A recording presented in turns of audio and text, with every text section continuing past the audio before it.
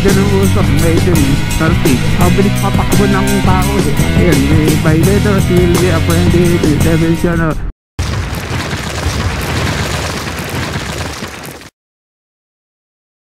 Yo, what's up mga bayo, and welcome to another episode. Lang tayo na kasi mga bayo. So ngayon ay pupunta tayo ng Sanay at magbablog tayo doon sa Marilake. Dahil may pet. Kung kita sana kung Sunday ako pumunta doon sa taas, kaya lang Monday ngayon. Tapos sinabay ko na lang pag-ikot ko hanggang Pinugay.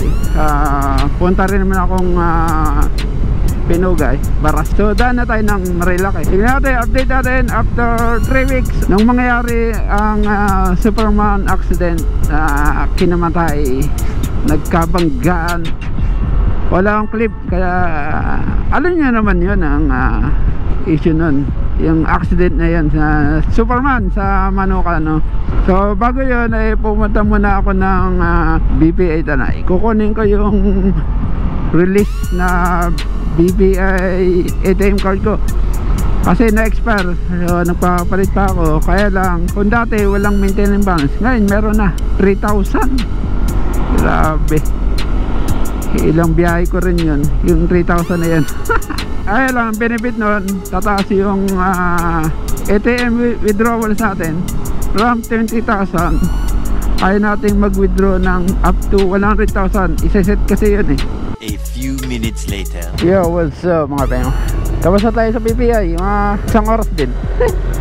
Pero yung pila natin saglit lang, matagal yung pag-activate. Siguro mga 30 minutes yung dinagal natin dun sa BPI. Tapos na-change pin natin yung bagong card natin. At matagal pa yung expiration date, 8 years yata. Tama, 8 years. Yo, what's up mga pengo? Nasa Sampaloc Road na tayo. Tataas na tayo ng Sampaloc Tanay, Marilake. So tignan natin, kompleto naman ako. Kompleto yung ilaw. Mamaya tignan natin yung ilaw ko. Sa pagkakait nga pala, hindi na pwede yung chinelas. Pagdadaan ka ng Manuka, pagdadaan ka ng Devil's Corner, Sierra Madre Resort, ganun. Kakain ako ng lomi eh, pero lumabas tayo, no? Hanap na lang tayo ng mura dun sa Sampaloc. Maaga pa naman eh, 10, 12.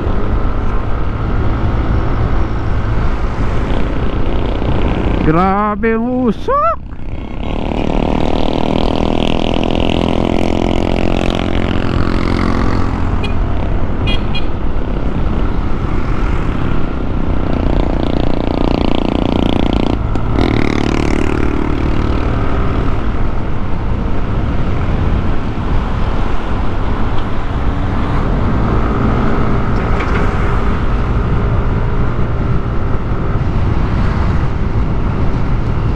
Alam mong depress yung makina eh kapag ganun usok, may itim eh.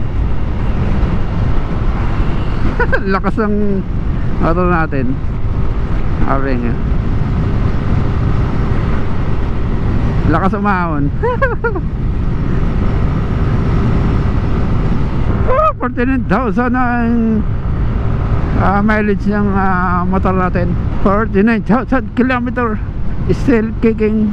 At may lumabas na bagong motor, NMAX Tex-Max pala. Turbo sa ibang bansa, sa Indonesia. Pero sa atin, NMAX Tex-Max. Parang gusto kong mag-upgrade pag dumating. Kaya lang, ano daw, limited daw yung motor na yan. Konti lang ilalabas. Kasi nga, napakamahal. 175,900 pesos yung presyo ng motor na yun. Kasi nga fully upgraded. Daming dinagdag. Traction control, ABS, navigation, tapos LCD display, suspension. Maganda na yung mga suspension nya. Saka yung yung pinakang turbo ng NMAX Tex-Max, yung Y-Ship, yun dinagdag. Hindi na plywood yung nagpapagana dun, kasi hindi mga gears na, mga sprockets. Mga sundalo, mga pahinga. Ito yung service nila kapag merong silang event or missions. Pag may mission sila, ano, ito yung kanilang service. Dati pa ako nagpupunta dito dati, no? Parang payapa. Kawawa yung mga local dito. Pag dadaan dun sa kabila, mahuli sila. Dami kasi kaloko ng mga riders na yun, no? Mga kamote, no? Banking ng banking, aksidente. Tapos pag may namatay, yun, may police na mag-aabang. Walang riders, walang big bike na nakikita. Kahit na weekdays kasi maraming nagmumotor dito. So ngayon parang solo natin, you know, sa Yeyes, mga ganitong araw o kaya Thursday, maraming big bike dyan. Kaya lang ngayon wala. Napakapayapa, nakakapalibago sabagay weekday naman ngayon. Mga weekends maraming magmamotor, yung mga legal na nagmamotor. Tingnan nyo, tendency niya na makabawasan ng mga customer dito, kasi mga palagi market yung gusto ng banking. Kaya na mga gusto nila, no? Kami nagro-round of police, weekday may makita kang police na makasalubong.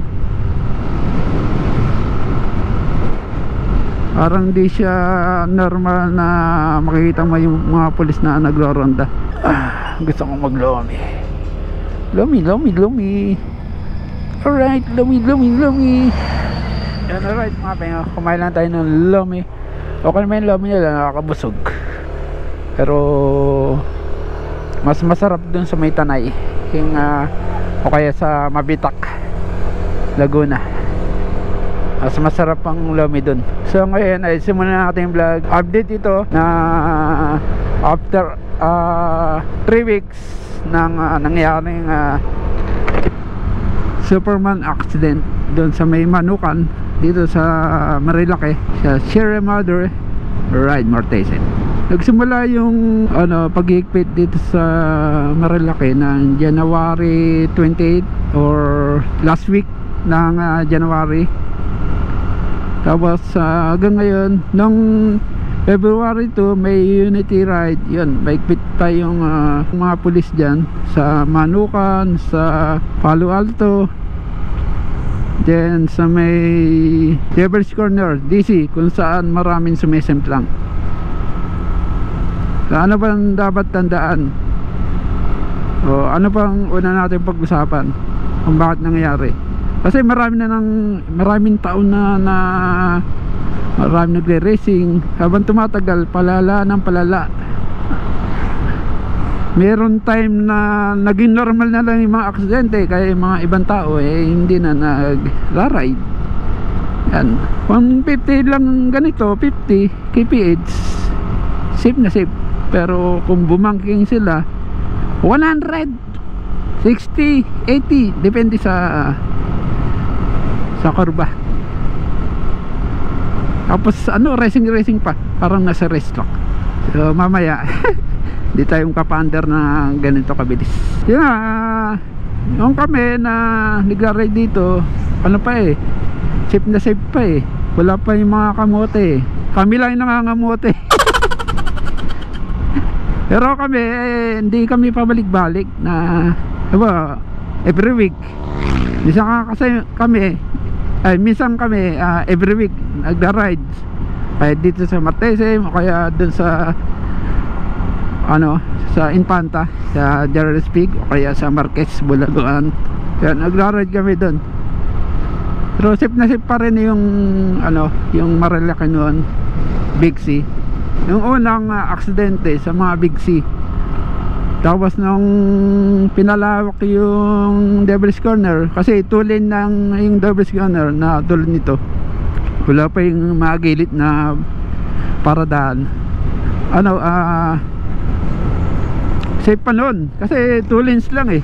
Ngayon kung 4 lanes na, marami nang maparada, marami nang nauso yung mga vloggeries, saka yung namimintik. Yung namimitik nun, nabibilang mo pa eh sa kamay eh, 2, 3. Yeah, yung mga namimitik nun dati, yung unang-una. Kaya is it? Parang sarap kumain dito. Only rice at soup. May soup pang kasama. Minsan nga kumain tayo dun. Kaya nga konti lang namimitik. Tapos di ba ganun kamote yung mga nagra-ride. Talagang mapitikan lang, okay na eh. Kahit na hindi mapitikan, okay lang. Balik na lang next time, mga next week. Yung mga motor ko nun, ano eh, R15 version 2 o kaya version 3. Version 2 palagi kaming masipag mag-ride nun. Tropang R15 MNR, kasama si Mayor, shoutout Mayor. Nito lang, dami ng ano, racing, masyadong garapal magbumangkin, parang nasa racetrack. Okay lang bumangkin na ganyan lang oh. Hindi na kailangang pasay na tuwad.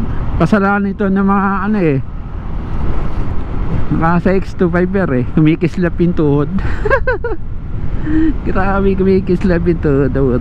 Sa mga pulis, naiintindihan yung speed limit. May speed limit silang 30 kph. Sabi daw ng Tanay LGU. So, 40 pa nga, 43 kph. Napabagalan na nga ako eh, no? Wala sa ayos.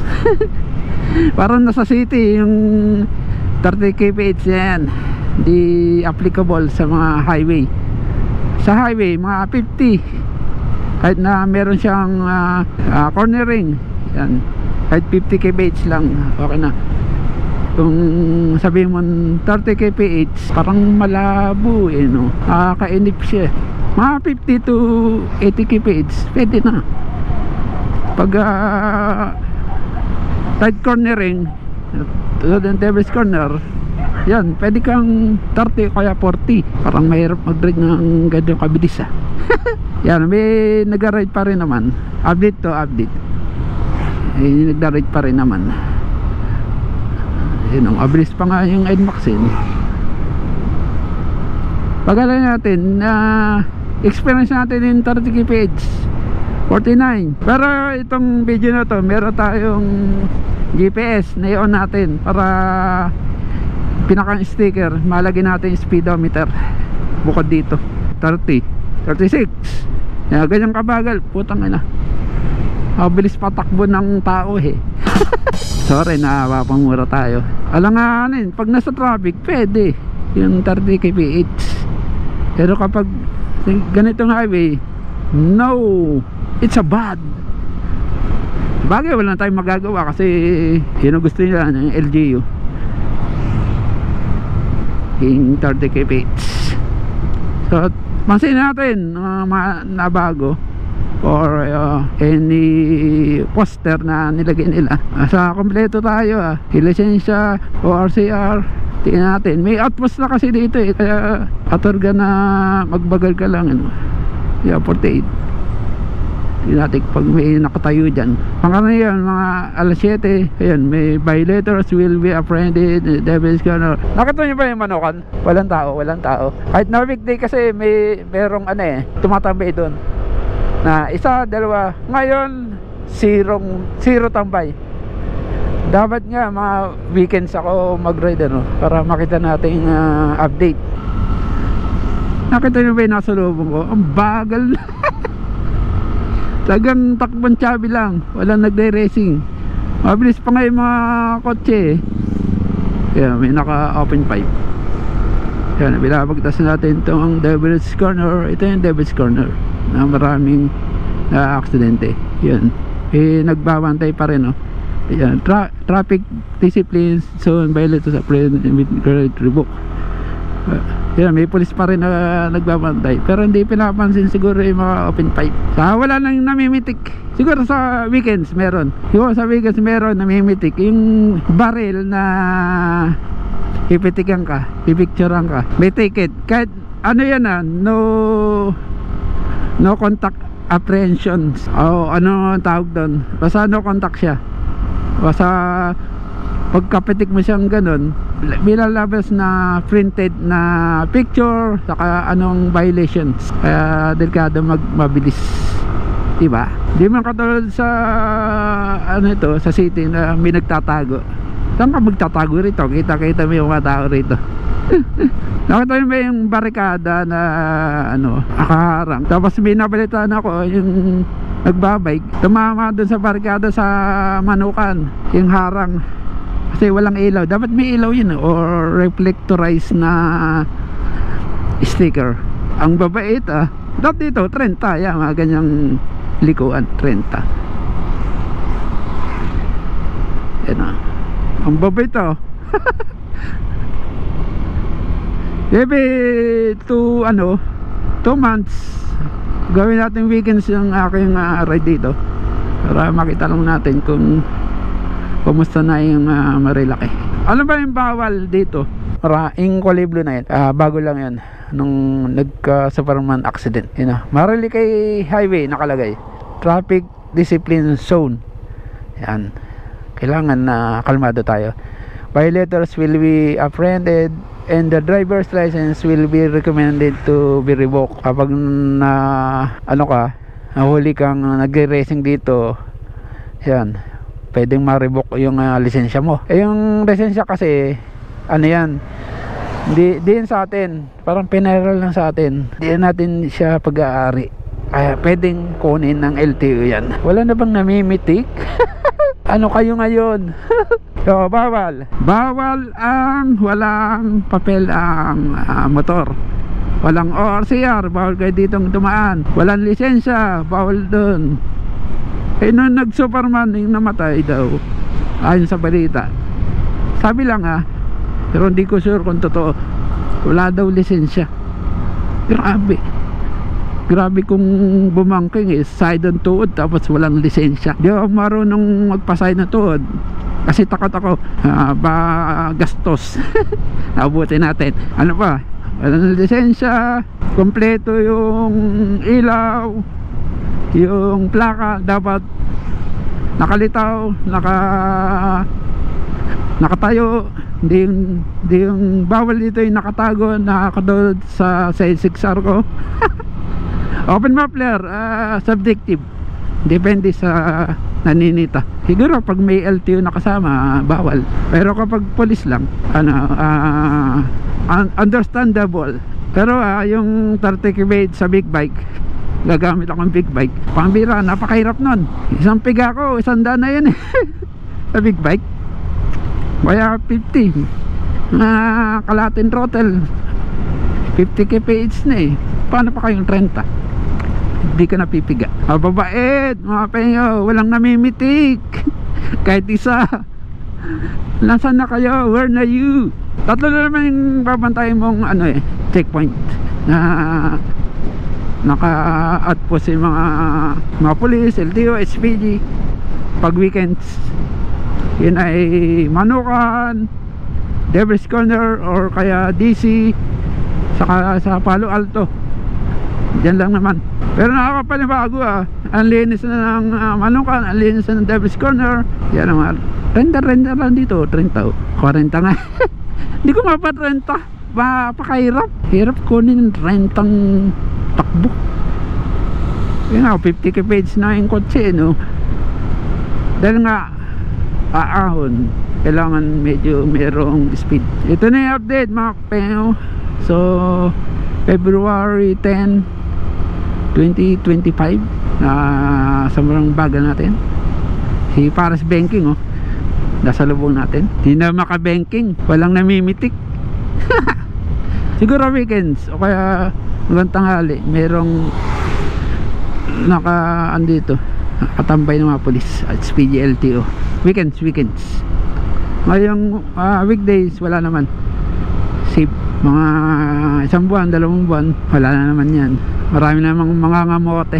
Ang pangit lang kasi sa mga rider, malupa na, basa yung kalsada, maulan, tagang sagad banking pa rin. Tapos yung gulong nila ay mumurahin, matigas. Sakto na itong 50-60, no? Pag namamasyal ka lang. Pero kung may ride ka na malayo biyahe mo, mga 80 to 100 yung takbuhan dapat. Yan na lang mga payo. Yun lang yung update natin sa vlog na ito. Weekday, wala masyadong nakabantay. Ito yung kayo mag-ride. Hindi porket walang bantay, magwawaswas na kayo. Ano pa rin, observe safety din. Observe safety pa din. Yan. Kailangan agad doon, takbo lang. 11:30 na, tambay muna tayo. Check Bulungos. Check lang tayo ng dumadaan doon na sa baba, di ba?